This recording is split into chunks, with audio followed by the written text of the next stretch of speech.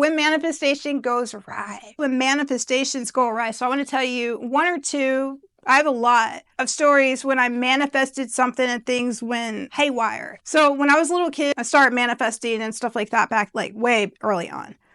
But I started studying like Hermeticism and ancient Egyptian text and stuff like that. I was really big on that stuff, but I had so many things backfire. I was just like, kind of like I would do it and I would stop. And then I would do it and I would stop. Did an experimental one. I normally wouldn't do it this way.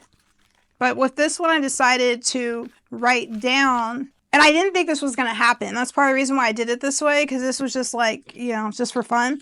So I wrote down a list of 101 things I was looking for in a guy. And I made it so over the top, so ridiculous, so just like stupid that if this actually happened, I'd be like, okay, this is the guy. Like, there's no way that you can confuse this, mix this up. Like, this is what it is. So this list is just dumb. I'm not going to like read the things of the list because I'm going to get kind of like triggered, but it's 101 very specific, ridiculously specific things, like what type of hair length they have. I talk about exactly how they dress.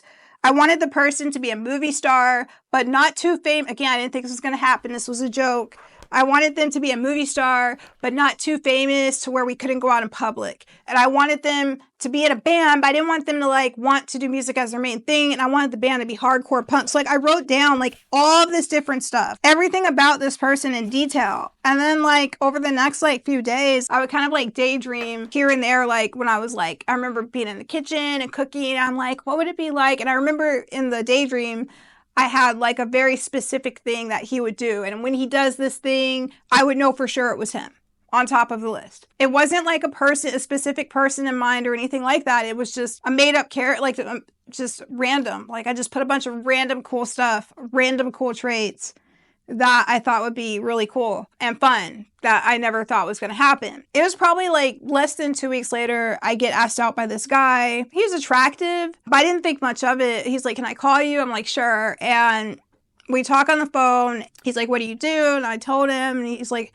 I'm like, what do you do? He's like, I'm an actor. And I'm like, oh, okay. Everybody in LA is an actor is the joke. So it's like, oh, that's cool. And he's like, yeah, it's my main bread and butter. We're going back and forth. I'm not thinking much of it. And then he comes, he picks me up, we go on our day, and I'm like, there's something about this guy. There's a little something. There's something about this guy. It's like this with all of them.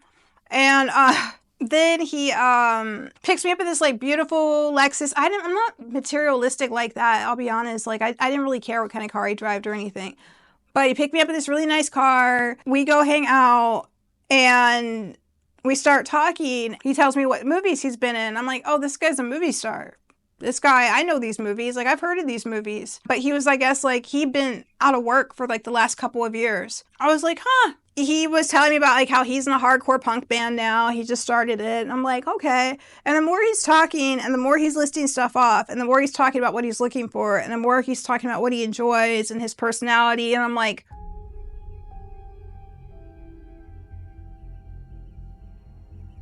that was, oh. This is the same guy. And I kind of start filling in the blanks for him for a couple of things. I'm like, oh yeah, and you probably do this or that. We're talking and he's getting like, I think he was almost like spooked. Like, how did you know that? I'm like, it just was the first thing that came to mind.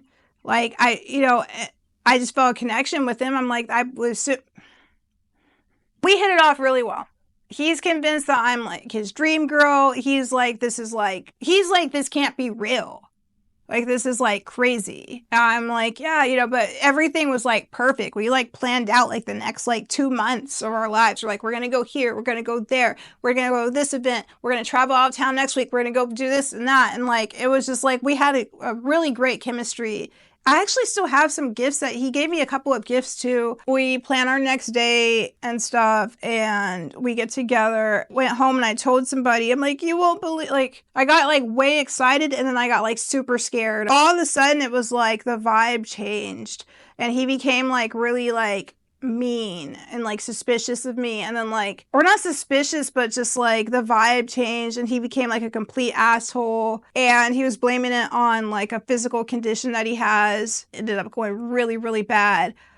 But right before that happened, he did the same like little move and he said the exact quote and did the exact thing that I had been seeing when I was daydreaming. I was like, yeah, this is definitely the guy. That was the last time I would ever see him again. A few years later, I found out that he passed on in 2021, I think, passed on in a very mysterious, unusual way.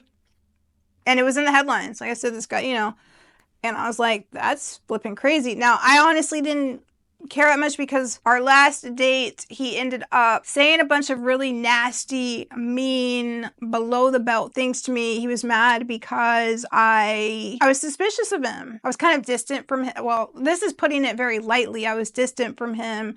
And he was trying to get, I felt a little bit too physical or whatnot too soon. And I was kind of concerned about that because this guy, it turns out, had a really dark history and a dark past. He had domestic violence issues. He had all this like different stuff going on that he was into that was like, I felt very suspicious of his motives. And yeah, this is like my dream guy that I manifested, right? So I got very suspicious of his motives and I was kind of like, yeah, I didn't really want to like make out with him and like have us touch each other. Like I didn't want to, and that really pissed him off. And when that happened, he went in. He went in and started kind of saying really mean, nasty things like, I'm taking you home right now, blah, blah, blah, blah, blah. And, I was very sad. I was like, really, that one hit a little bit hard because, over the next few days, because this was something that I thought was going to be like a dream guy or something. And the way that we met, like those circumstances I just told you seemed pretty kind of magical and random. And wow, like, I just wrote this stuff down. I like daydreamed. Then all of a sudden here this guy comes. It's the exact guy